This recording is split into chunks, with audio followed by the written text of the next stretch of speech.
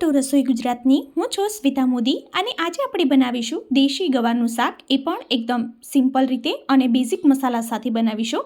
તો ફટાફટ મારી ચેનલને સબસ્ક્રાઇબ કરવાનું ના ભૂલતા, વિડીયોને એક લાઇક આપજો અને વધુમાં વધુ શેર કરવા વિનંતી।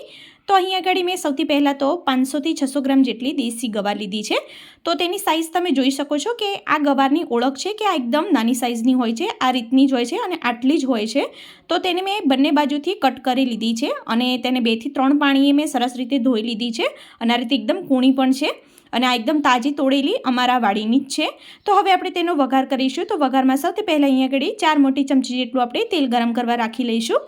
તેલ ગરમ થઈ જાય ત્યારબાદ તેની અંદર અડધી ચમચી જેટલું જીરું, ચપટી જેટલી હિંગ અને ચપટી જેટલી હળદર ઉમેરી લઈશું। ત્યાર પછી તેની અંદર આપણે આદુ, મરચાં અને લસણની પેસ્ટ ઉમેરી લઈશું।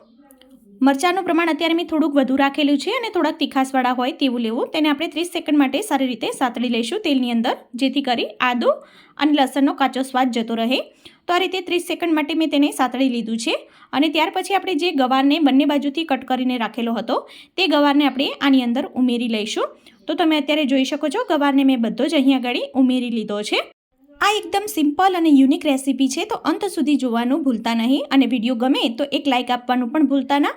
તો હવે આપણે તેમાં મસાલા ઉમેરીશું। તો ફરીથી મેં થોડીક હળદર પાવડર ઉમેર્યો છે, 1 ચમચી જેટલું ધાણા જીરું પાવડર ઉમેર્યું છે અને 3 ચમચી જેટલું લાલ મરચું પાવડર ઉમેર્યું છે। બસ આટલા જ મસાલાની સાથે આપણે આ શાક બનાવી અને તૈયાર કરી લઈશું।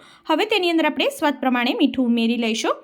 બજારમાં મળે છે તે ગવાર કરતાં આ ગવારનો સ્વાદ ખૂબ જ સારો એવો હોય છે, તો આને તમારા ઘરે બનાવી ચોક્કસથી ટ્રાય કરજો, તમારા ઘરમાં બધાને ખૂબ જ પસંદ આવશે।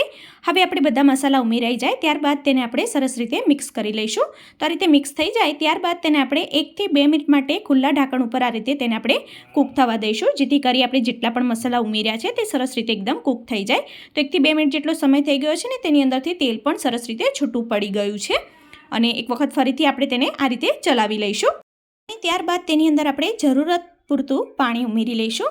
તો આ રીતે મેં અહીં આગળ 100 ગ્રામ જેટલું પાણી લીધું છે, નાના ગ્લાસ જેટલું 1 ગ્લાસ ભરીને પાણી લીધું છે। તો પહેલાં તો હું તેની અંદર થોડુંક ઉમેરું છું અને ત્યાર પછી તેને એક વખત આપણે મિક્સ કરી જોઈશું। તો આ રીતે હજુ પણ થોડો ગવાર નથી ડૂબતો, તો ફરીથી આપણે થોડુંક પાણી ઉમેરી લઈશું। તો હું એની અંદરથી બચ્યું હતું તે પણ પાણી હવે ઉમેરી લઉં છું। ટોટલ 1 ગ્લાસ જેટલું મેં અહીં આગળ પાણી ઉમેર્યું છે અને આ રીતે આપણે તેને ઢાંકી અને લગભગ 5 થી 7 મિનિટ માટે કૂક થવા દઈશું। વચ્ચે મેં તેને 1 થી 2 વખત ચલાવીને જોઈ લીધું હતું। તો હવે આપણો ગવાર છે તે એકદમ સરસ રીતે કૂક પણ થઈ ગયો છે અને તેનો કલર પણ છે તે ચેન્જ થઈ ગયો છે અને આપણે જેટલું પણ પાણી ઉમેર્યું હતું તે બધું જ એબ્ઝોર્બ થઈ ગયું છે। તો આ રીતે તમે જો તેને આંગળીની મદદથી મસળશો તો તે સારી રીતે મેશ થઈ જશે અને આપણો ગવાર છે તે સરસ એકદમ કૂક થઈ ગયો છે। હવે આપણે ગેસની ફ્લેમ ઓફ કરી લઈશું અને તેને આપણે આ કડાઈની અંદર જ અત્યારે મેં સર્વ કર્યું છે અને આને તમે બાજરીના રોટલા સાથે સર્વ કરી શકો છો, તેની સાથે જ આનો ટેસ્ટ ખૂબ જ સારો એવો લાગે છે। આઈ હોપ કે તમને આજની રેસીપી પસંદ આવી હશે। ફરી મળીશું આપણે બીજી જ આવી નવી રેસીપી સાથે।